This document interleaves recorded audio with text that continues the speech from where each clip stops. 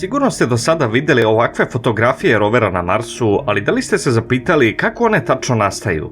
Roveri Perseverance i Curiosity su poznati po slikanju ovakvih selfie fotografija, obeležavajući važne momente svojih pojedinačnih misija, ali mnogi ljudi su zbunjeni tačnim načinom fotografisanja jer se na fotografijama ne vidi robotska ruka koja drži kameru.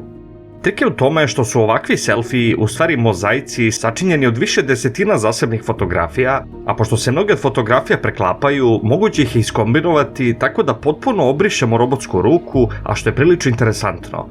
Na ovom nizu fotografija možete vidjeti kako se robotska ruka pomera i rotira kameru oko jedne tačke u prostoru, slikajući okolni teren iz kog se kasnije formira mozaik i autoportret rovera. Na sličan način je uslikan i ovaj selfie rovera Opportunity tokom proslave 5000. sola na Marsu, a slika je mutna jer je uslikana mikroskopskom kamerom koja ima dosta kratak fokus, ali je svakako interesantno vidjeti ovaj maleni rover kao da stojimo ispred njega. Osim rovera, postoje i druge misije koje imaju autoportrete na Marsu, na primjer sletač InSight, gdje je interesantno poređenje prvog i posljednjeg selfija, gdje vidimo koliko se prašine nataložilo na njegovim solarnim panelima, što je i okončalo ovu misiju.